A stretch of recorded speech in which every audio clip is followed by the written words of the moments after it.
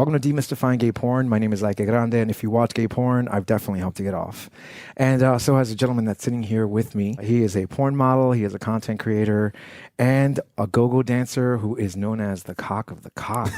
How are you, Teddy Forrest? I'm doing great. How are you? I'm well. Thank you very much for doing this again. I've been trying to get you on since I think last season, actually since season 2. Yeah, I feel like it was before the pandemic when you first mentioned it. Because I wanted to do a segment called Big Dick Problems, which we will get into. We'll get to. You are the cock of the cock for a reason. Yes. Real quick, I don't know if you know this story, and I don't think I've ever told you because I didn't want to come off as creepy or anything. Mm-hmm.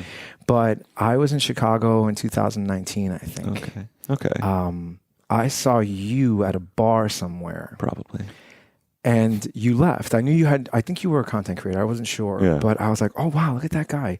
You were talking to some guy or a couple of guys, and then you left. And when you left, you went somewhere, and one of the guys was like, oh, his name is Teddy Forrest or something like that. Yeah. And I was like, oh, okay, cool. And then I eventually met you again at the black party.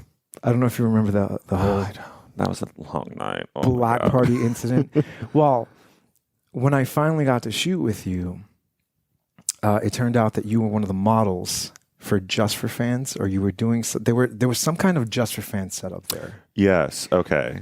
And I was there to shoot the black party, but then eventually they had me record for Just for Fans. Right.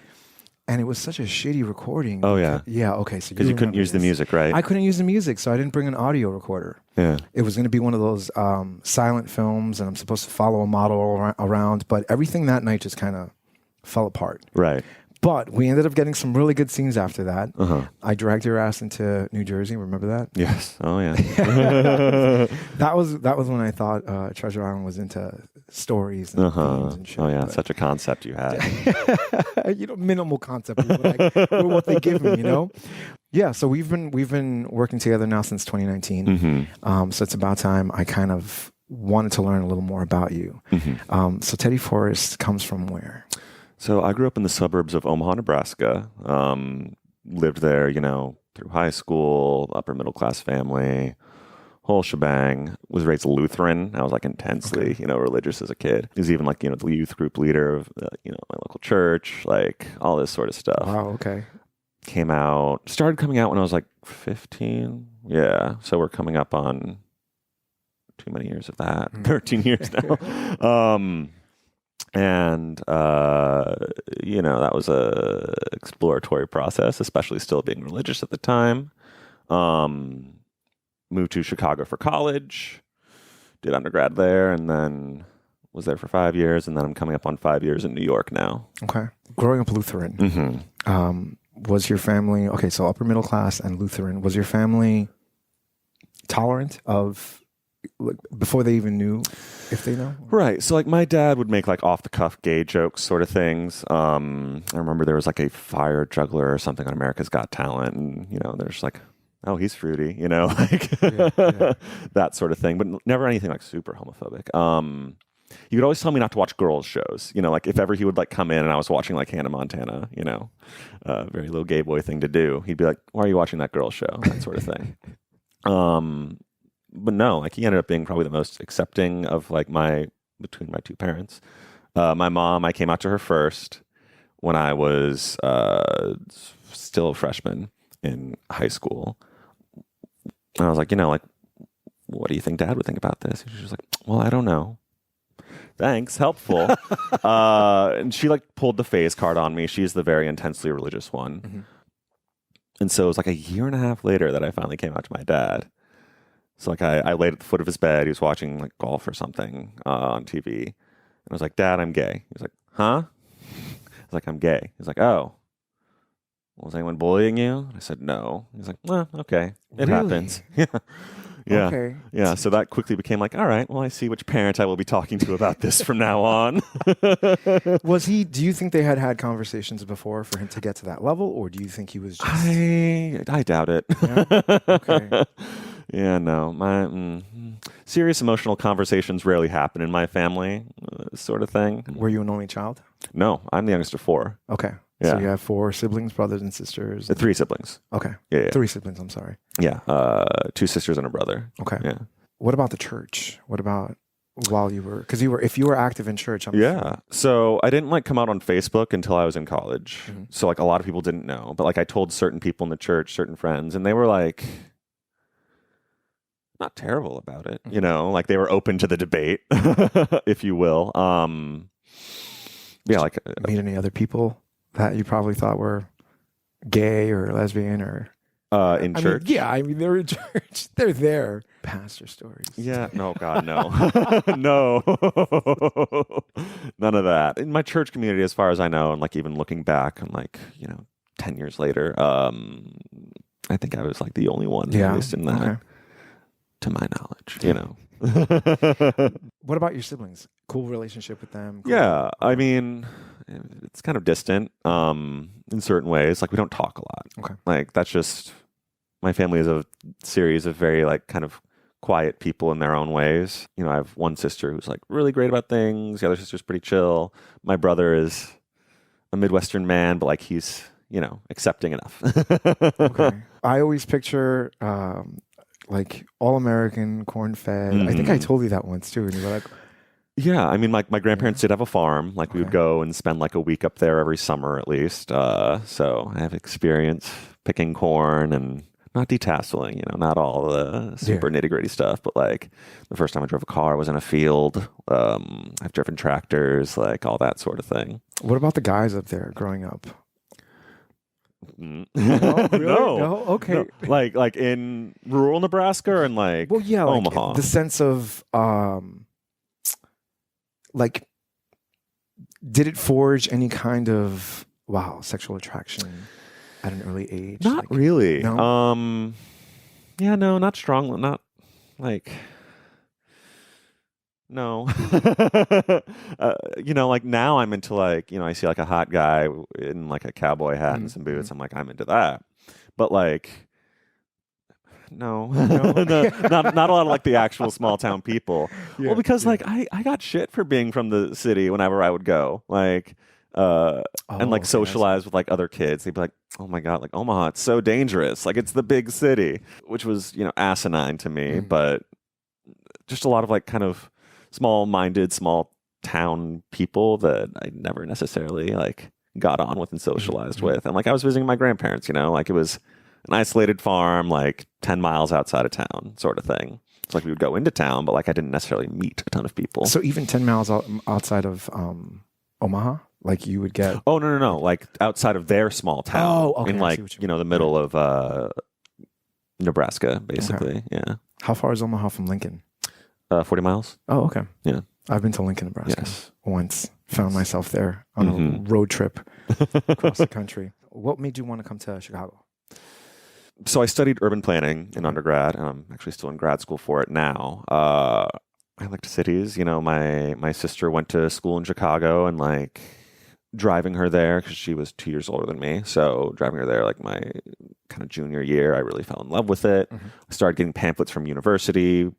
Like one had a program in urban planning that I got really excited about. So, I wanted to be in a bigger city and like experience that kind of city life, riding trains and shit. What was your undergrad like? It was good. So I went to DePaul, which is, at the time, the nation's largest Catholic university, but like incredibly gay. Really? Oh my God, it was so gay. You would honestly forget it was a Catholic university on top of that. Like like you had to take a religion course, but like mine was on like religion and ethics, and we never even really talked about Christianity in it. It was like the ethics of like Imperial Japan and how it used its religiosity to kind of further its interests, but that's an aside. So yeah, no, DePaul, very, very gay. Like pride flags kind of everywhere. Wow. Even on like the first floor of the student center is this big like LGBT resources center. Yeah, no, it was great. Okay. Urban planning. Tell me a little bit more about that. What kind of... Yeah, so I'm into trains of all sorts, running trains in multiple different ways, It all just lines up. Like, suburbs are boring to me. Yeah. Okay. Like, they don't have to be, is the other thing. But it's just like, to this extent, like, it's absurd to me that you have to own a car to live in like 90% of America. I think that's so funny because I grew up in the city. Yeah. Not here, but in a city. Right. And the first chance I got to get away from it all, I did. Oh yeah. No, I find small towns super charming. Like I was just in Cold Spring this past weekend, town of like 2,000 people up on Hudson Valley. Up the Hudson Valley, off a train line. Like you get off. And there's just like people everywhere. Like my grandparents' town was like approximately the same size with nowhere near as good of economy. And part of it is that this town has a train that goes to it that can like bring people from the city to have like that kind of quiet, relaxing weekend. Or like going out to Fire Island where you can take a train to a bus to a ferry, like, and then like just not have to interact with cars or any of that sort of stuff. Like that's great to me. Yeah. I will say, I think that is, I like that. I like that aspect of it, not having a car, not having to worry about that stuff. But there's something about space. Yes. Like here, I lived in the city for a little while, and I had to have 2 roommates because you needed roommates to live in the city. And my room was probably enough for a futon that folded out and a book rack. And that's kind of how I kept it because it was like secondary so I can go to work. Right. But I just, it was so tiny compared to everything that I got used to that I was like, I don't know if I can do this. And then that whole city life or the city experience, since I grew up so close to the city, I was like, I kind of already did this. So I left. I eventually ended up leaving and I learned, if anything, that taught me how to learn to appreciate where I was because I didn't like it either. Yeah. It was a little too quiet for me too, a little too waspy, if you will. Right. Yeah. But like the absurd thing is to me, like if you want to have that space, I don't think you should still need to have a car, like you're right. Like I said, like getting to Cold Spring, I could take a train, gets me directly to Grand Central in an hour. And, you're suddenly in this small town with like all this space and these beautiful vistas of nature. And like, that's something that like trains can support. Yeah. Like if you had to have, everyone that goes up to Cold Spring drives there, like you're going to have these vast expanses of parking lots ruining the nature, like true. Ruining the space that you want to have, You said you're in grad school now, right now for urban planning. What do you want to do? I'm still figuring that out. Yeah. I'm really interested in the intersection of transit and land use in particular, and just like kind of making sure that we're using our transit as efficiently as possible. And so, that you can simultaneously preserve like this city, these small towns and the nature that surrounds them. Kind of where we're going. We'll figure it out. A little more Eurocentric. A little more Eurocentric. You know how Europeans have amazing rail system that goes through every single country, and you can kind of get there easier. You don't have to take a car through everything. You can like even suburbs in Europe, like they're not Manhattan everywhere. It's like you have these small towns and suburbs that like. It's not just single family homes everywhere and then like a big ass box Walmart with a huge parking lot. Yeah. You have these mixture of houses and uses and like, a single family home can be next to like a little 8-unit apartment building and that all works great. And Americans just don't like that. Yeah, they sure don't. So while you're in school, while you're in college in DePaul, gayest Catholic college in the country, right? Yeah. While you're in DePaul, what was being gay like now that you're in college? You're in a bigger city. You're alone, right? Away from people or prying eyes. Yeah. What was that experience like? I mean, it was great. Like I suddenly had gay friends for the first time. Like there were, kids in high school, like, especially looking back, I'm like, oh yeah, you were gay. But like, no real community. There was no pride parade in your town. There's a pride parade in Omaha. Now probably, right? Well, yeah, but even back then Even back then? Okay. But like, like I didn't join like the GSA at my school because like I was still kind of like in that weird identity closet-ish space. So going to college, like suddenly I was surrounded by gay people and like had gay friends and like my first time and like everything kind of like cascaded all at once. So a friend of mine, there was this bar in Boys Town, Halstead's, I think it was, that had, it was called Wild Thursdays and it was the 18 plus night because otherwise, you had to be 21 to get the bars. So a friend brought me to that one night. We're there, we're dancing, drinking water, very exciting. And I see these 2 guys that I knew from one of the gay clubs that I was involved with at DePaul. And, I'm just kind of like dancing by myself, and like they talk to each other for a second. They look at me, and then they like flank me on either side and start dancing with me. And my friend just over there, like very much applauding. And that was my first kiss. I had never had a kiss before, and I actually kind of hated it. Really? Well, it's just a very unfamiliar feeling. Like, having suddenly like someone's wet tongue is in your mouth for the first time. You're like, this is weird. Did he go in quick with the tongue, or was it like nice and smooth? It's been so long now, and there's been so many other tongues that I can't tell you. But I just remember like vividly like walking outside at like the end of the night with my friend and like just kind of like spitting in the grass a little bit, like, I don't enjoy this feeling. But so I gave one of them my number. I think his name was Justin. I love that. You had options already. One of them, I gave one of them my number. Well, I mean, they were like best friends and did everything together, and including, I guess, making out with me. But then, like, one of them, like in particular, like went off and started doing his own thing, and then like the other stayed with me, and we kept dancing and like kissing a little bit and whatever. Anyway, so he texts me after like I get back to my dorm. He's like, "Hey, you want to come over?" And I was like, "Sure." Like the horny finally overpowered everything. And so, like went over, had my first time we spent the longest time just like sitting and talking on his bed because I didn't know what to do. I was like, do I make a move? Like we just kind of sit here awkwardly and talk what happens. And finally he just like leaned in and kissed me. So we start going to town. He takes, like off my underwear. Finally, he just goes, "Oh, wow." No. People always ask, like, when did you know you had a big dick? That was the moment. Right there. Okay, so you remember that moment then. Okay. Oh, yeah. All right. Well, yeah, because every preceding time I've had sex since then, and, like, no one's known what my dick looked like, same reaction. Oh, wow. So, that's not a bad reaction to have. It's not. But then every now and then, like, someone is like, has anyone ever told you had a big dick? I was like, yes. Constantly. So after that experience, you find out, or now you know you have a big dick. Yes. What was your relationship like with porn? Initially unhealthy. When I was Abusive.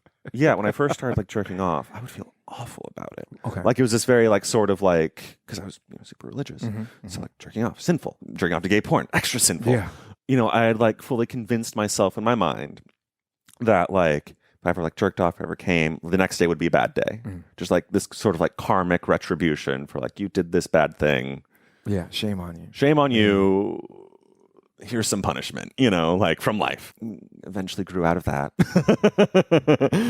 Definitely by college, I think I was, especially when I started having sex. The next day. So my first time was in February. So, February in Chicago, infamously cold and terrible. Horrible. There was something magical to me the next day after, I came with this guy like 4 different times over the course of a night. It was like sunny and the snow was melting. And I was like, a new day is dawning, on like, maybe I'm not going to be struck down today. Who knows?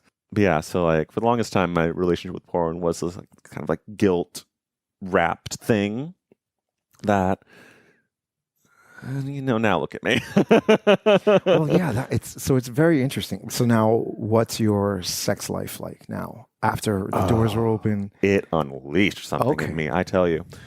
So like I kind of like struggled with like friendships growing up in particular, like being probably a little bit neurodivergent, gay, all these other things in Nebraska that, I didn't always have a lot of friends, So suddenly like I start having sex and I have this avenue where I'm extremely valued, because I have a big dick. Great, phenomenal. So like I could essentially, like I had all this power. In front of me. I had this way that like people really valued me in a way that I didn't necessarily always feel valued. So like I went to Steamworks for the first time. I love Steamworks. I miss it so much living here. Good God. But I went to Steamworks for the first time the day before Easter in 2020 or 2014, which was, an incredible experience. And again, like I suddenly like, I am a person with significant sexual power. And I would go so fucking much thereafter because like I was horny, I was 19 and horny, but also like people really liked me suddenly. So you're just walking around full buff at Steamworks? I would walk around in a towel. Okay. But the reveal was part of oh, what? Men in towels really turned me on. Yeah, okay. because that was also some like the earliest porn that like I did. I watched, sorry. Was like I would find like websites for gay bathhouses and just kind of like jerk off to the images of guys in towels, you know. Oh, we'll have to do something like that. That would be fun. I might do it. Okay. But yeah, no, so I would almost say like for a while it was like an unhealthy relationship with sex because I'm like I have ADHD, so like I have a lot of like really strong compulsions sometimes. So I would be going to Steamworks at times like 2 times a week because I was just like, and you knew need this release, need this like. And did you have to jerk off now too, or did you just go to Steamworks? Oh, everything. Okay, so you were just going nuts. Yeah, I would like try to jerk off to like stop myself from going because I was a poor college student. You know, like even with the free memberships, it was still $15-$20 to get in, which when you're a college student, it's a lot of money. Yeah. So yeah, but no, it was definitely a time where I was like, this is like I think I have an addictive personality as well, but that's another thing. Where like it was almost unhealthy. So Steamworks, you now realize you have this sexual power over people. How long until you start thinking, okay, well, and what started first? Did you start dancing first, or were you already thinking about, I can do porn? Yeah, so I started dancing first. So I graduated in 2016. I had a lot of AP credits, so I graduated a year early. Oh, very nice. Yeah. This is an aside, but like my graduation day was the morning of Pulse. Oh, okay. Yeah. So, my aunt sent me this screenshot. Like I was just sitting through my graduation ceremony, kind of looking at my phone at all these updates of like this shooting at a gay club.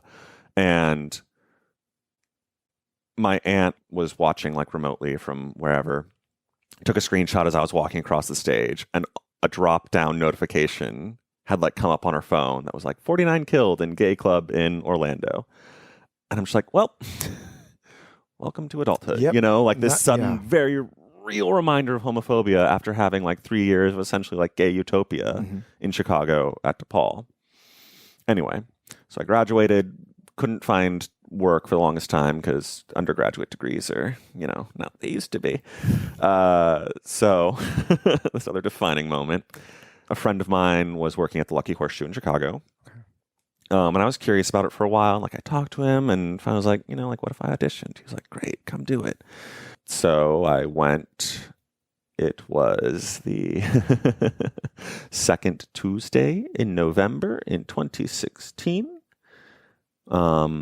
Little day called Election Day. Oh, boy. So, the audition was like you get up on stage for like 10 minutes in like a jockstrap, you shake, whatever. So I get up on stage at 6:30 p.m. Full crowd or no? No. Okay. The bar is empty at that time. Okay. Like 5 people maybe. 6:30 p.m. I get up on this, stage. Polls had just closed in like Kentucky and Vermont. Election 2016. And I'm like, well, this is, fun. As like they have it on the TV too. They had it on the fucking TV, like in this strip club go-go bar in Chicago. So like I do like my little dance for 10 minutes. I get dressed. I go to Sidetrack and have a drunk, depressing night. Well, like you want to see like the energy leave a room. Yeah. Holy shit! I feel like everybody had it on because everybody kind of thought. Yeah, there was an expectation. Yeah. First woman president. Yeah, fuck it. Right. And then my first day at the bar was like that next Saturday or something. And like that's all I can like talk about. It's just like, well, funny times we're living in, huh? Anyway, I'm new here. Little did we know, we had no idea. Right. So yeah, I worked at the shoe basically until I moved out of Chicago.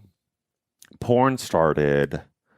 I met Jack Vidra, and he was like, "Hey, like, you want to do some videos with me? Like, you don't have to show your face or anything. Like, I'll even like give you some money for like performing with me since you don't have your own thing." I was like, "Great, yeah, sure." So like, did a couple videos with him where it's just like essentially just all me doing like POV stuff.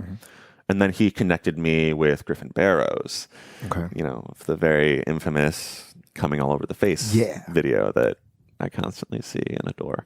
Yeah, Griffin, do kind of similar things for just entirely POV, him sucking my dick, do a couple of those. But like he always names his guys even if they're not like performers.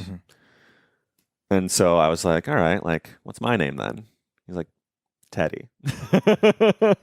So Griffin Barrows named me, He says it's because I reminded him of the sheriff from Westworld, James Marsden, I think, right? Oh yeah, okay, Yeah, I can the see blue that. eyes is what Yeah. he said it was. I do a couple of videos with him, and finally I'm like, you know what? Fuck it. Like, I'm doing this stuff. Like, I'll just create my own Twitter. He like retweets me. He's like, hey, go follow Teddy. Like, here's videos of us. And like, I get 10,000 or not 10,000, 2,000 followers in like an hour. Okay. Yeah. Wow.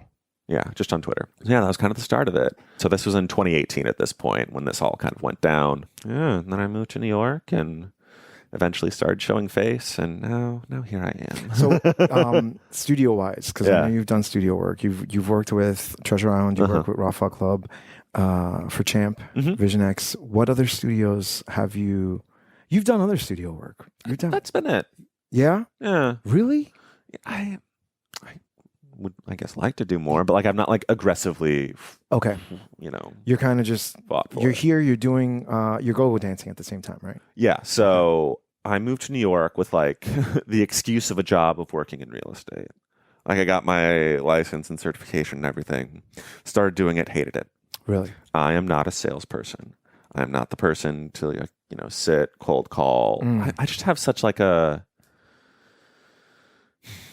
like if I don't truly believe in like the product or like what I'm actually like arguing about, like you do what you want. Yeah. Like you want me to sell your house? No, okay. If you were predatory, I can see you being insanely good at it. Yeah, But I get what you're saying. I feel the same way when it comes to right. why are you going to push something that you don't have faith in? So a guy at the office I was working at for like those 3 months that I did it, he was like, you're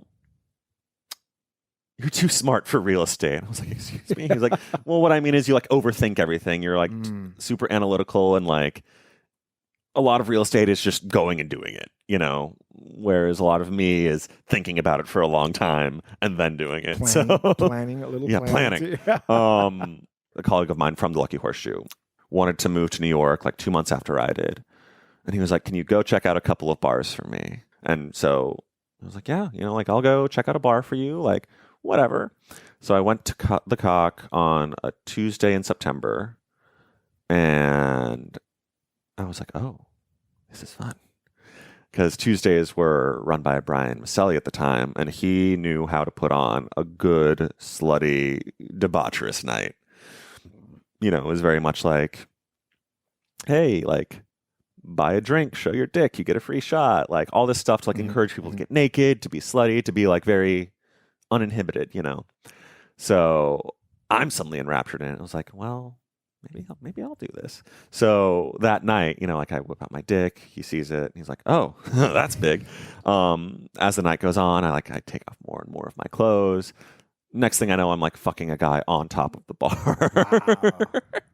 Wow. And Brian was like, all right, you're hired. Jeez. So just like that, huh? Yeah, And just like that, essentially. Did your colleague from the shoe come as well, or? Yeah, eventually he didn't last. Okay. He moved in September. I think Brian gave him like one practice shift and was just unimpressed. Didn't work. Okay. It didn't work. Right. Yeah, I feel like Worked that's for another me. thing. You kind of you have to have that too. And You if have to work at the Cock, this blend between you're here for money and you're here to have fun. If you're too leaning into like you're here to have fun, you're not going to make money. You're just going to essentially go get fucked on the dance floor. Give it away for free. Yeah, exactly. And then like that also kind of affects my bottom line of like, well, you're supposed to be a go-go dancer. Why are you, the one letting everyone grab up on you for nothing?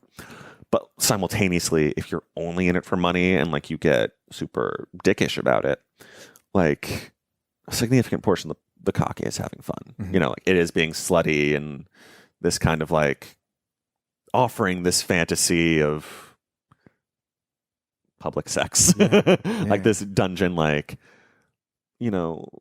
let me stand on top of this box with like these candles around me while, this beautiful twink gives me a blowjob and I'm just sipping on a drink, looking out over a crowd. Like that is power and sex and like, I love it. How often do you get people that come in and say, "Oh, Teddy Forrest is here"? Every now and then, especially like when I tweet about it. So we just opened on Tuesday last night for the first time like since the pandemic, and so I was like, Oh wow, furious. It just opened since the pandemic On Tuesdays. We've been doing like I see Thursday what you through mean. Sunday for essentially most of the time since we've reopened in 2021. Okay. Yeah. So But- Tuesday's the one that's debaucherous, is the one that. Well, you're I mean, saying they're is- all debaucherous to Okay. differing degrees, but like Tuesday was my personal favorite. Okay. Because there's something about being able to make money on a Tuesday night that I very much True. enjoy. So I Yeah, can yeah. like go Tuesday's hang out with just friends like- on Saturday. You know? I can see that. Yeah. Let's talk about big dick problems, right? So it's not all it's cracked up to be sometimes, right? No. Okay. So what are some things that happen with you? And you know what? For people listening or watching, you're just gonna have to, if you haven't already seen his videos, you're just gonna have to watch.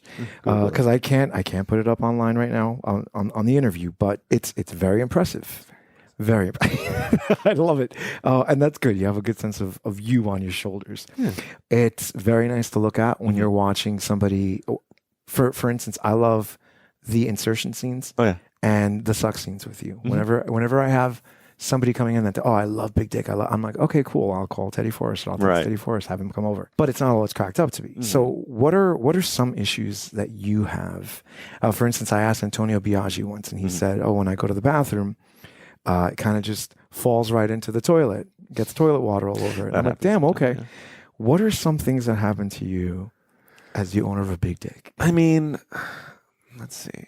So because of like the way it bends, like it does go down my pant leg fine. So like I can walk around hard and like you wouldn't really know the wiser, which is nice, honestly. I'd say like the biggest issue is like some guys can be real weird about it. You know? Like especially if I reject them. You know, then they decide to use it as a weapon against me, sort of thing. I had this guy that I hooked up with a couple times in Chicago. And finally, like, I was like, okay, like, I don't know a single thing about you. We basically just fuck and I leave. Like, this is feeling quasi-dehumanizing to, like, just feel like I'm your dildo or something. So, like, I was like, yeah, no, like, I'm not interested in more, whatever. And he, like, went in. He was like, well, people only like you because of your big dick. Like, you're not even that hot. Like, da-da-da. Like, he's furious at me. Because I was like suddenly no longer interested in sex. Even at the cock, like so many guys will just like grab me, like grab my dick because I dance naked, hard cock, full thing. Well, like I'll be on a box, like clearly like I'm the go-go dancer. I have money in my harness, like tip me, and they'll just like grab my dick, keep walking. Just like this very like you don't even acknowledge that like I'm a human. Yeah. You know, you just Don't even look up sometimes. yeah, exactly. Like I once told the guy, I was like, hey, like. Tip me if you're going to touch me. Damn like, right. I don't care if you ignore me. Like, I frequently tell people that. I'm like, well, I can get like so much more dick out there for free if I wanted to. Like, again, similar. You're not even that hot. It's it's always just, you're not even that hot. Damn. I'm like, okay, like I don't care if you can get it for free out there. Like, go do that. Yeah. You know, like I'm not going to bother you if you do. But the fact that you're bothering me, And you're like, touching me. Yeah. you're touching me. You're not even acknowledging me. Sometimes where it's just like. So, the mentality to go into that, what is it? What is that like? So when things like that do happen, the first couple times it happens, how does that feel? Like I can Probably annoying. Like it consistently happens like a couple times in a night, and I brush it off. Okay. You know? When like usually not the yelling, usually it's just the grabbing and the walking. Then I'll have like repeat offenders where I have to be like, hey, like I will physically grab their arm and like really much like press down here is kind of like my go-to move because I'm like, this hurts. I'm like, tip me if you're going to touch me, and then I can eventually kick people out. So like I've gotten adept at it over the years, but you know, it's just kind of like the mental of like, I'm here to have a good time. I'm here to be sexy. I'm here to, you know, do these things. It happens. I don't like it, but you know, it's the struggle. Also, like, just kind of also saying this, I was like, a white guy with a big dick. Like, I can only imagine the shit that black guys with big dicks go through, especially in like the dehumanization department. And all that. So, I've had an issue with that watching it on Twitter, and oh yeah, no, this person has a big dick, and I'm like, yeah, but they're also really nice too, or really smart, or really this. You know, there's so much more. That's part of where all of this comes from. Right. Yeah, they're sexy and they're hot, but they're also. I mean, I would say 20% of people, maybe I'm being generous. 20% of people don't have anything going on in here, probably. But I've met a lot of really, really cool models that are awesome people who just happen to take their clothes off and have sex in front of a camera for you, or dance, or you know, they do sex work. So when people want to come and find you now at the cock, what nights are the best? So yeah, I'm usually there some combination of Friday through Sunday. I tend to like the nights where it's just upstairs. People always ask like, "Oh, is the downstairs opening time?" I'm like, no, but you can still get naked. You can still suck dick. Like, it doesn't have to be in pitch black in this like pit, you know? Like, Would they be open to shooting there? I have no fucking idea. I would, yeah. It's I understand because there's a lot of people that go in there that are like patrons and they probably don't want to be Right. Yeah. No, it's just, yeah, the owner. He has opinions on things that I don't question. Okay, all right. It would be awesome to do like a night at the Cock or something like that. Yeah, no, totally. I would love that. I've always thought about that. Yeah. Truly. Even if it's you get me a proposal and I'm who knows, money or whatever. Yeah. Else, Well, I mean, I'm sure Tim can yeah foot the bill for a lot of it. Great. And have a theme as opposed to just being in one room after the other. Oh yeah, no, I love probably it. cut that part out. I'm not trying to get into trouble. Okay, so Teddy, when people want to find you that don't know who you are, who are going to just discover you from here, what's the best place to go? Give me some Twitter handles. Give me so everything. my Twitter, that's like where I live mostly, is Teddy Forrest XXX. My Just for Fans is the same. I do most of my uploads there because they're a lot more friendly to the things I enjoy, such as poppers and outdoor sex. Okay, outdoor sex, huh? Outdoor sex, yeah. The best sexual experience I think I've ever had was Fire Island, the Belvedere. Pig House hosted a party there, and it was during the day. So, you're out looking over the water, laying back in this sling. The sun is high in the sky, and there's just all these hot, naked guys. That was paradise to me, like something just so like natural and like fucking under the sun, know. Instagram? No. No? Okay. I have a hard enough time creating content for like a non-porn Instagram that like you want me to take photos where I can't show my dick, like what do I post about? Yeah. You've been watching Demystifying Gay Porn. I am your host, Ike Grande. Demystifying Gay Porn is available wherever you get your podcasts, as well as YouTube. Demystifying Gay Porn is on X, Instagram, Facebook, Telegram. And if you like what you're watching or listening to and want to be a part of the creative process, head over to patreon.com/demystifying gay porn, where you can help support this audiovisual podcast and YouTube channel, and I can continue making content like you've just enjoyed. Once again, this is Demystifying Gay Porn. My name is Ike Grande, and if you watch gay porn, I've definitely helped you get off. Cheers.